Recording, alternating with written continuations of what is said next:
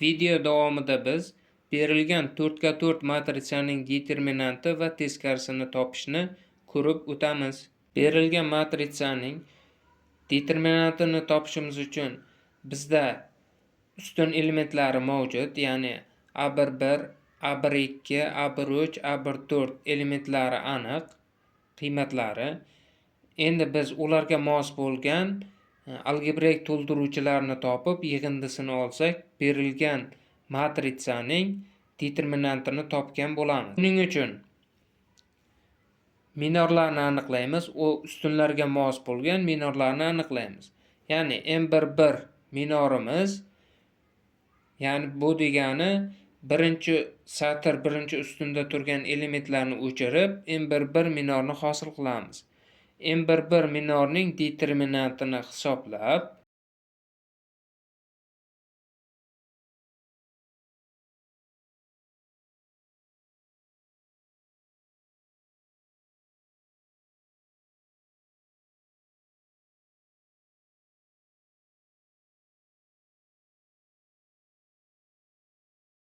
va algebrik to'ldiruvchini topishimiz uchun, ya'ni C11 ni topishimiz uchun o'sha elementning turgan ustun va satrining olamiz. Ya'ni -1 darajasi birinchi satr, birinchi ustun. Ko'paytirilgan minorning determinantdagi qiymati, ya'ni -16 ga teng. Buni ko'paytirsak, -1 ning ikkinchi darajasi +1, +1 ga -16 ni ko'paytirsak, -16 ga teng. Xuddi shu tartibda M12, M13, M14 larni ham mos ravishda topamiz. Ya'ni determinantning algebrik to'ldiruvchilarini topib olganimizdan so'ng, ularga mos bo'lgan ustun elementlarga ko'paytirib, ularning yig'indisini olsak, determinantning qiymatini topgan bo'lamiz. Ya'ni determinantimiz -16 ga tengligini ko'rishimiz mumkin. Endi berilgan matrisaga teskari matrisani topishimiz uchun birinchi navbatda algebrik to'ldiruvchilar matrisalarini bosqichma-bosqich tuzamiz.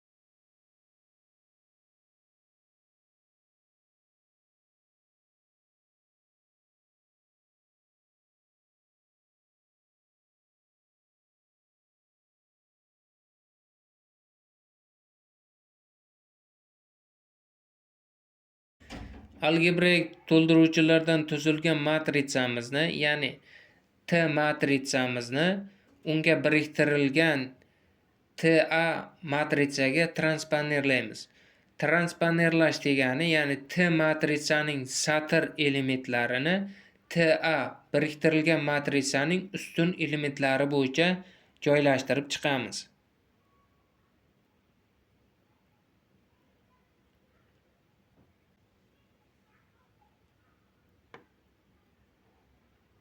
Endi teskari matrisani topamiz.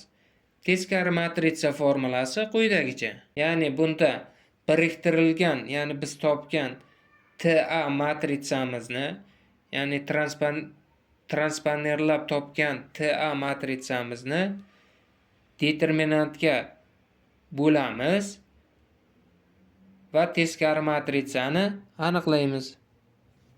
Biz bu videoda 4x4 bo'lgan matrisaning determinanti va teskarisini topishni o'rgandik. Keyingi videolarimizda 4x4 matrisani MATLAB va Excel dasturlarida ishlashni ko'rib o'tamiz.